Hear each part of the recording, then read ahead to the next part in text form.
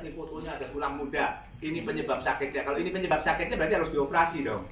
Ya kan? Jadi bukan tulang muda. Ini plantar fasciitis. Sering sekali tumitnya sakit, terutama pada waktu bangun tidur, pas pertama kali napak, tumitnya sakit. Ya, ini termasuk penyakit rematik non-inflamasi. Sakit pinggang, sakit leher, ini juga termasuk penyakit rematik non-inflamasi. Ini bengkak nih, tiba-tiba ya. Ini bursitis, ini juga penyakit rematik non-inflamasi. Ini yang tadi saya bilang trigger finger atau jari pelatuk. Ya, tiba-tiba ada bengkak di sini. Jadi jarinya bisa ditekuk, pas diluruskan susah, harus diplek, ya. Oke. Bahunya tiba-tiba kaku ke segala arah, susah digerakkan. Ini juga termasuk penyakit rematik non-inflamasi, ya. Oke. Nah, penyakit rematik artikuler ini kenanya sendi, tadi saya udah bilang ya, sendi, kenanya persendian. Kalau periartikuler yang tadi kenanya jaringan lunak, ya, di tendonnya, di ototnya, ini periartikuler, ya.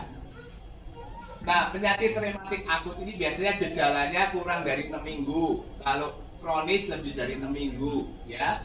Kalau monoartikuler kenanya 1 sendi, kalau oligo kenanya 2-4 sendi, kalau lebih dari 4 sendi namanya poliartikuler, ya, sakitnya lebih dari 4 sendi. Di tangan sakit, di lutut sakit, di panggul sakit, pinggang sakit. Nah, kemungkinan ini penyakit rematik poliartikuler. Bapak Ibu harus cek ke dokter, ya. Oke. Nah, ini pertanyaannya, apakah penyakit rematik hanya diderita orang tua dan wanita? Tadi saya sudah jelaskan ya, bahwa siapapun bisa kena penyakit rematik, ya, mau muda, mau tua, bahkan sejak usia 8 tahun pun bisa ada yang namanya juvenile rheumatoid arthritis atau juvenile ankylosing spondylitis, ya. Dari usia 8 tahun pun bisa kena rematik, ya. Karena ini penyakit genetik, penyakit autoimun. Oke. Ya.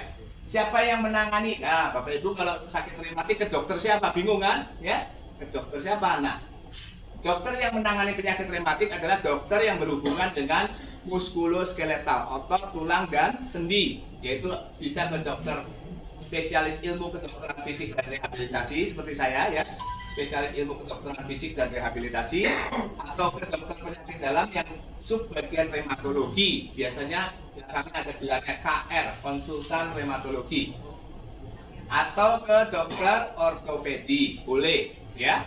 Jadi kalau Bapak Ibu ada gejala sakit nyeri muskuloskeletal, bisa berobat ke dokter ini, ya. Bukan ke dokter saraf, ya, meskipun nyeri gejalanya, bukan ke dokter saraf, ya. Sekali lagi ya Bapak Ibu, ya, ini, oke. Nah, bagaimana penanganannya? Pengobatannya biasanya kalau penyakit rematik ini tergantung jenis rematiknya apa, ya. Yang pertama bisa dengan farmakologis, jadi dengan obat-obatan, ya. Nah, yang kedua bisa tanpa obat-obatan, dan yang kalau sudah parah, sudah tulangnya rusak, ya harus dibedah, diganti tulangnya, sendinya diganti, ya. Nah, yang paling hati-hati adalah obat-obatan rematik ini. Saya selalu tekankan hati-hati, ya, karena obat-obat rematik itu banyak efek samping, ya. Efek samping pertama adalah di sistem pencernaan, nanti mahnya jebol, ya. Itu saya sering dapatkan pasien usia lanjut, tiba-tiba lemes, nggak mau makan, pas diperiksa HB-nya turun, anemia. Nah, ternyata ada riwayat minum obat rematik terus. Akhirnya mahnya jebol, ya. Begitu dicek, di endoskopi, mahnya sudah luka. Efek samping yang kedua dari obat rematik adalah ke jantung, ya. Obat rematik itu bisa meningkatkan tensi, ya.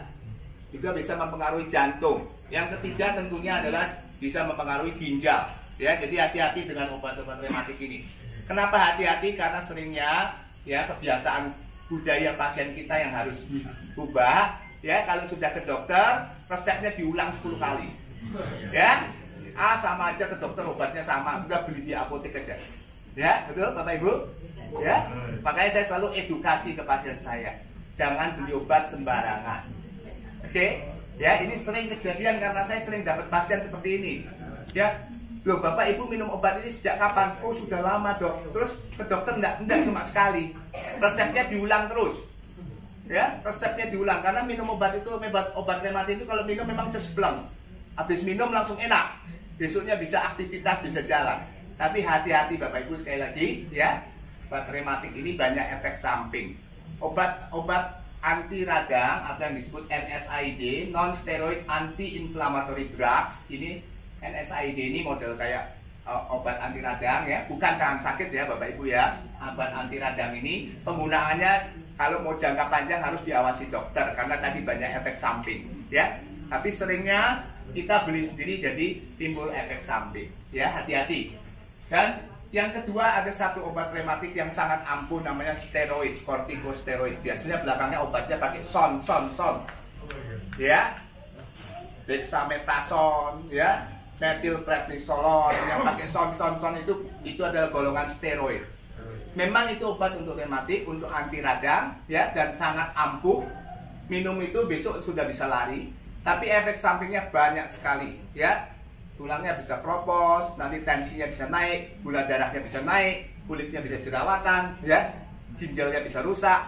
Nah, ini zaman dulu 10 tahun lalu sering dijual di apotek, namanya pil kombinasi. Pilnya warna-warni, ya. Biasanya apotek itu suka jadi dokter sendiri, ya. Maaf ya kalau ada yang punya apotek, tapi ini kenyataan. Ya, ini kenyataan. Oh, sakitnya apa? Oh, ini aja obatnya. Ya. Betul kan? Itu yang terjadi. Ya, makanya saya selalu edukasi. Ya. Dulu 10 tahun lalu itu banyak ditemukan steroid dijual bebas, pilnya kombinasi. Oh, ini pil rematik, ibu sakit pinggang, pegel-pegel, ini pil kombinasi, sangat efektif. Itu isinya semua steroid. Diminum memang cespleng. Ya, pilnya biasanya warna-warni. Diminum cespleng enak. Ini obat asam urat, pil kombinasi, jamu asam urat, isinya steroid semua. Diminum memang langsung bengkaknya hilang, jalannya enak. Tapi jadi pasien jadi ketagihan. Begitu sakit lagi, beli lagi, diulang lagi. Tahu-tahu mahnya jebol, tensinya naik, gula darahnya naik, ya, ginjalnya kena. Ya, jadi hati-hati sekali dengan obat-obat rematik ini ya. Harus konsultasikan ke dokter karena obat rematik itu seperti pisau bermata dua, bisa juga membunuh, bisa mengobati. Oke? Ya. Nah, pengobatan tanpa obat yaitu adalah bisa dengan fisioterapi ya, exercise, latihan ya, dengan alat bantu jalan ya, bisa juga dengan yang lain, dan kalau sudah lututnya sudah rusak ya, tindakan bedah ya. Jadi hati-hati. Oke. Nah, ini pertanyaannya tadi saya sudah jelaskan ya, apakah obat rematik aman ya? Obat rematik itu sangat hati-hati penggunaannya karena banyak efek samping. Efek samping pertama adalah ke pencernaan, kedua ke jantung, dan ketiga juga ke ginjal ya. Nah, sebisa mungkin kalau kita bisa menghindari obat-obatan ini lebih baik ya, karena kita sekarang hari ini nanti khususnya kita akan belajar mengetahui mengenai apa yang namanya marine placenta ya, SOP 100 ya. SOP 100 ini, marine placenta ini adalah salah satu suplemen ya yang kandungannya sangat baik untuk sendi ya. Jadi kita bisa gunakan juga untuk meredakan peradangan sendi atau penyakit rematik dengan minum SOP 100. Kenapa? Karena ini. Nah, ya, SOP 100 ini mengandung asam hyaluronat. Asam hyaluronat ini pelumas sendi ya. Bukan glukosamin ya Bapak Ibu Saudara sekalian. Ya, sering sekali kan pasien saya nanya, "Dok, saya boleh minum glukosamin tidak?" Ya, Bapak Ibu mungkin tahu ya glukosamin ya. Banyak itu ya. Saya dibelikan anak saya dari Amerika, dari Australia glukosamin untuk sendi. Boleh enggak? Tidak ada efeknya untuk lutut ya. Saya kasih tahu sekali lagi, kalau Bapak Ibu sakit lutut, penelitian mengatakan glukosamin tidak ada manfaatnya. Ya. Oke. Ya, sekali lagi ya.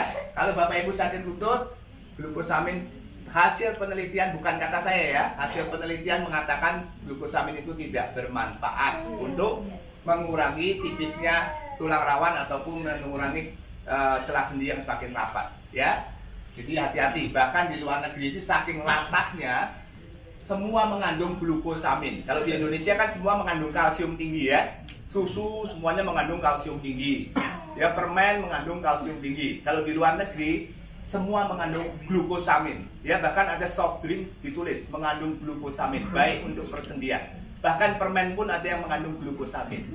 Nah, makanya di Amerika diadakan penelitian karena lembaga konsumen di Amerika tuh bilang ini rakyat saya kok menghabiskan uang untuk beli glukosamin sangat besar sekali. Setelah diteliti ternyata tidak ada efek ya. Oke, ya jadi kedokteran itu selalu berkembang dan kita selalu harus berdasarkan penelitian. Kalau mau minum obat, mau mengkonsumsi obat, yang nomor satu adalah kita harus tahu dulu obat ini ada uji klinisnya tidak, ya sudah diteliti berapa lama. Jangan cuman kata ini, kata itu, kata ini, kata itu ya. Oke. Nah, Marin Placenta atau SOP 100 ini kenapa bisa baik untuk persendian? Karena dia mengandung asam hyaluronat. Asam hyaluronat ini untuk pelumas sendi, ya. Dimana pada penyakit rematik itu biasanya pelumas sendinya sudah berkurang, olinya sudah habis, ya. Makanya kadang digerakkan bunyi-bunyi, ya. Nah, SOP ini juga mengandung kondroitin. Kondroitin ini adalah suatu protein ya untuk pembentukan tulang rawan sendi, ya. Jadi gabungan asam hyaluronat dan kondroitin. Dan SOP 100 ini juga mengandung kolagen, ya. Kolagen ini sangat penting untuk sendi kita karena tulang rawan sendi kita yang bisa bikin sendi kita bergerak tanpa bunyi, tanpa nyeri karena adanya kolagen, adanya pelumas, ya. Nah, kemudian juga ada elastin. Elastin ini juga dibutuhkan untuk sendi, ya. Jadi SOP ini bukan cuma buat kulit supaya kulitnya kencang dan cantik, ya, tapi juga untuk sendi sangat baik karena mengandung kolagen, ya. Makanya kenapa kok bisa untuk sendi, ya, bisa untuk suplemen untuk penyakit rematik karena kandungannya memang sangat bermanfaat untuk fungsi sendi yang normal, ya. Dan juga di samping itu juga ada asam amino, ya. Bapak Ibu sekalian tahu tidak bahwa sebetulnya yang namanya Marin Placenta atau SOP ini, ya, isinya adalah asam amino esensial.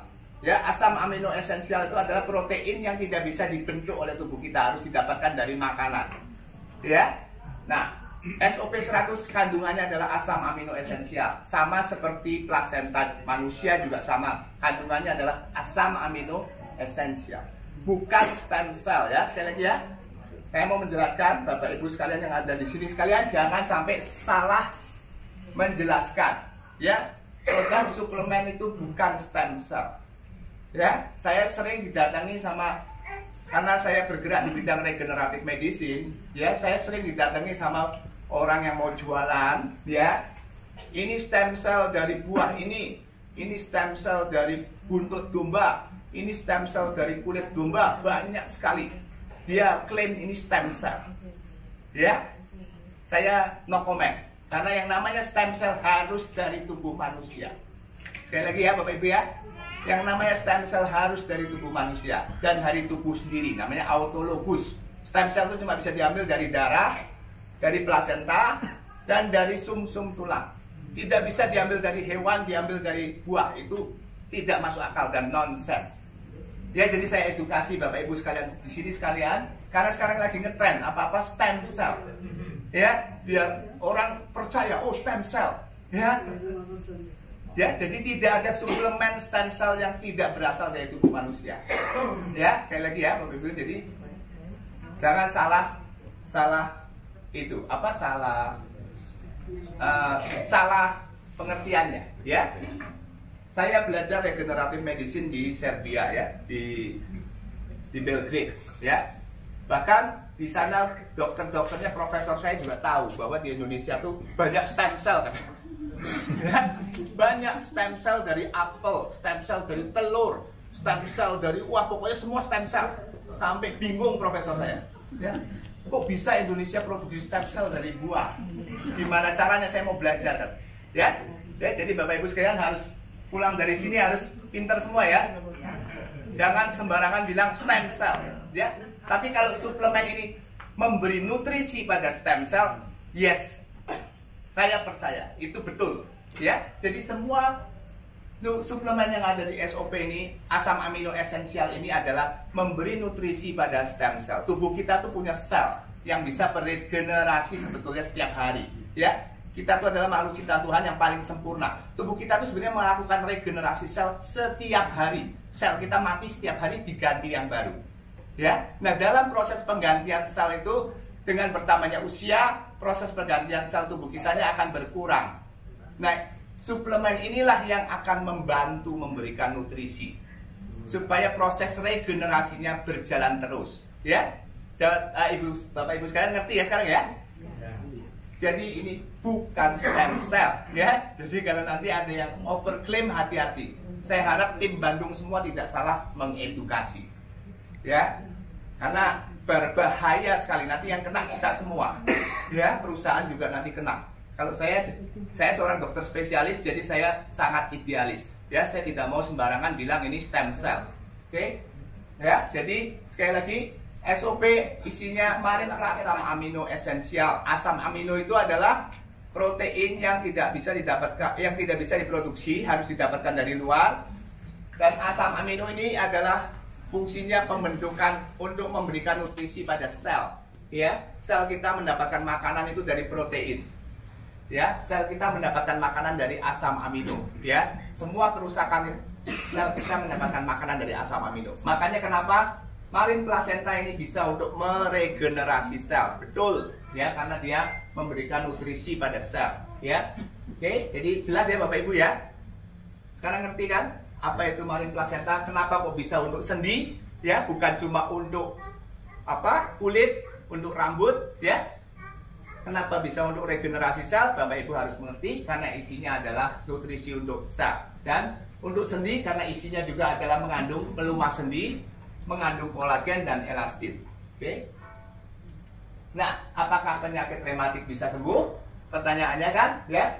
Sering sekali kan Bapak Ibu sekalian, ya, saya jelaskan bahwa kesembuhan suatu penyakit itu cuma ada 3 ya Bapak Ibu ya. Satu adalah sembuh dalam arti kata penyakitnya tidak ada lagi di dalam badan kita.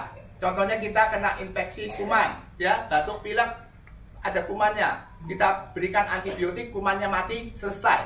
Tidak ada lagi di dalam tubuh kita. Itu kriteria sembuh yang sering orang awam anggap. Dok, saya bisa sembuh tidak? Ya. Nah, yang kedua kriteria sembuh adalah namanya remisi. Ya. Remisi itu adalah penyakitnya tetap ada di badan kita, tapi tidak berbahaya, tidak menjadi aktif, tidak menimbulkan komplikasi. Namanya remisi. Remisi ini adalah penyakit-penyakit genetik, asma, penyakit rematik, autoimun. Tujuan dokter mengobati adalah penyakitnya dibikin tidur, karena genetiknya tidak bisa dirubah. Kriteria sembuh yang ketiga adalah paliatif, penyakit stadium akhir, cancer, HIV stadium akhir. Tujuan dokter ngobatin apa? Supaya penderita pasien itu bisa benar-benar rest in peace tanpa penderitaan. Ya, jadi diobatinnya apa? Nyerinya diobatin, ya. Itu namanya paliatif, ya. Jadi Bapak Ibu sekalian, semua penyakit apapun kriteria sembuhnya cuma 3. Tergantung jenis penyakitnya. Sembuh dalam arti kata di tubuh kita tidak ada lagi, atau remisi. Remisi penyakitnya tidur, tidak berbahaya. Atau paliatif, dokter hanya mengobati gejalanya supaya pasien penderitaannya berkurang, kualitas hidupnya tetap baik, ya, dan bisa meninggal dengan tanpa penderitaan. Ya, itu semua penyakit, ya. Jadi kalau Bapak Ibu tanya ke dokter, "Dok, saya bisa sembuh nggak?" Nah, dokter pasti tanya dulu, sakit ibu apa? Ya. Tapi jangan bilang, "Oh, ini penyakit orang tua." Nah, saya paling sebel kalau ada yang bilang begitu. Ya, sering kali pasien saya bilang, "Dok, kata dokter saya ini penyakit orang tua." Saya bilang semua orang pasti tua. Kalau begitu kamu kenapa datang ke saya? Kan namanya juga penyakit orang tua. Sudah aja terima.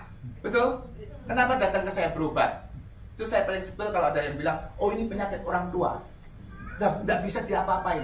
Loh, kenapa saya harus datang ke Anda? Kalau saya jadi pasiennya, saya akan tanya ke dokternya, "Kenapa saya datang ke Anda? Kalau ini penyakit orang tua." Semua juga pasti tua. Semua juga pasti akan kena penyakit ini. Terus saya kan datang mau cari solusi. Ya, jadi Bapak Ibu sekalian yang ngerti ya maksudnya ya. Jadi kriteria kesembuhan itu ada 3. Bukan bilang, "Oh, ini penyakit orang tua, nggak bisa diapa-apain, juga percuma lah." Bukan begitu, ya. Bukan begitu. Oke? Nah, ini adalah kriteria penyakit rematik ini, termasuk sembuhnya adalah remisi, penyakitnya bikin tidur. Apa kriteria remisi? Ya, pasiennya nggak ada nyeri, nyerinya hilang. Kemudian kalau di aktivitas sehari-harinya tidak terganggu, ya. Kemudian staminanya juga lebih baik, ya. Dan dari pemeriksaan darah, tanda-tanda radangnya berkurang, laju darahnya berkurang, HSCRP-nya juga berkurang. Ini kriteria remisi penyakit rematik. Oh ya, saya lupa satu hal lagi. AFC ini kenapa bisa untuk mengobati penyakit untuk suplemen artritis atau penyakit rematik karena dia mengandung antioksidan, ya. Nah, antioksidan ini diperlukan di tubuh kita untuk membantu proses regenerasi. Setiap hari tubuh kita melakukan metabolisme, bekerja tubuh kita ini menghasilkan produk, ya. Produk akhir ini salah satunya adalah radikal bebas. Ya, radikal bebas ini adalah penyebab dari nanti kanker, semua penyakit itu penyebabnya karena radikal bebas. Itu adalah waste product dari tubuh kita. Nah, ditangkap dengan antioksidan. Antioksidan ini ada yang tidak bisa diproduksi oleh tubuh kita sendiri, harus didapatkan dari makanan, ya, harus didapatkan dari luar. Nah, SOP Marine Placenta ini karena mengandung banyak asam amino dan dia berfungsi sebagai antioksidan, ya, makanya bisa untuk mengobati atau suplemen penyakit rematik. Oke, apa komplikasinya kalau tidak diobati penyakit rematik? Komplikasinya tentunya jadi cacat, ya. Kakinya jadi bengkok, ya. Kemudian apa? Kalau sudah kakinya bengkok, aktivitas sehari-harinya terganggu, ya. Jadi kaku, mau kemana-mana males, ya. Biasanya ikut arisan, ya. Biasanya tiap tahun pergi jalan-jalan karena kakinya kaku, kakinya bengkok, tidak bisa. Akhirnya apa? Depresi, ya. Depresi, ya. Biasanya tiap tahun jalan-jalan, sekarang kakinya sakit, tidak bisa kemana-mana.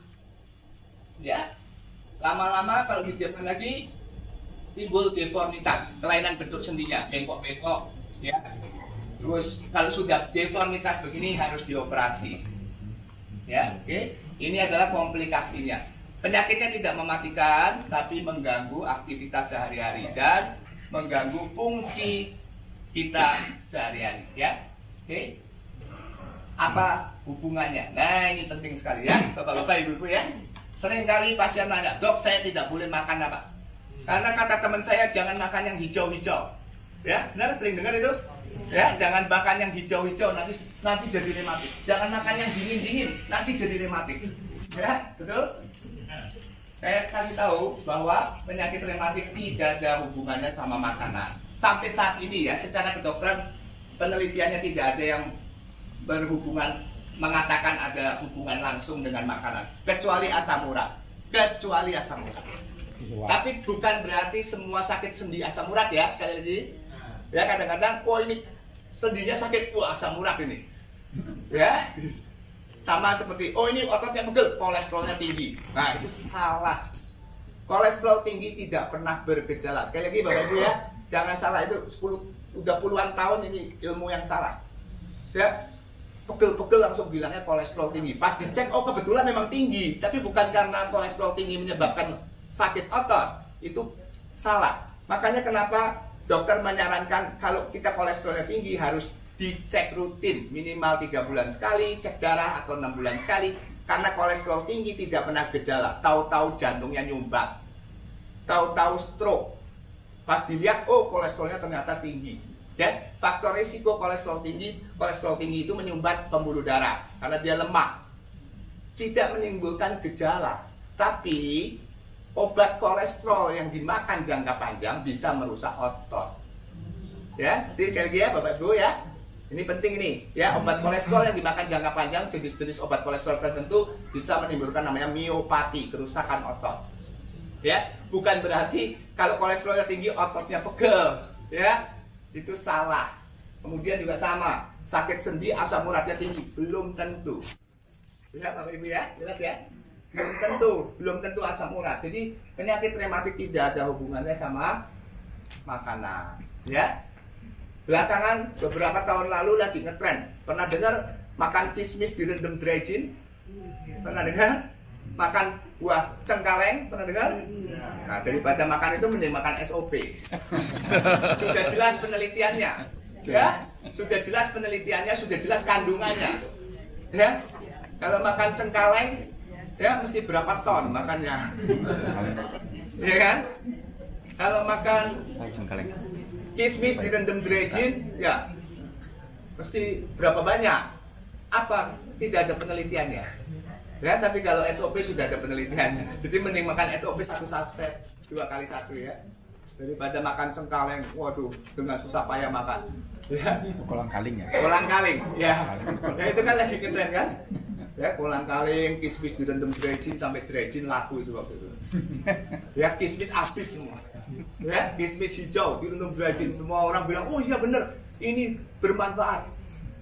Itu kadang-kadang psikologis ya, tapi tidak terbukti secara ilmiah. Oke? Ya, jadi tidak ada hubungan sama makanan ya Bapak Ibu Saudara sekalian ya. Pantangannya apa? Kalau orang sakit rematik ya pantangan umum ya. Seperti tadi saya bilang bahwa penyakit rematik ini adalah penyakit autoimun. Jadi di mana antibodi kita kadang-kadang berlebihan. Jadi kita harus cukup istirahat, hindari stres ya. Cukup istirahat, hindari stres ya. Kemudian juga obat yang dilarang tadi kortikosteroid tadi saya sudah jelaskan, dan jangan minum jamu-jamuan ya. Jamu-jamuan bikin sendiri tidak apa-apa, tapi kalau jamu-jamuan yang di toko hati-hati ya Bapak Ibu sekalian, karena banyak mengandung steroid.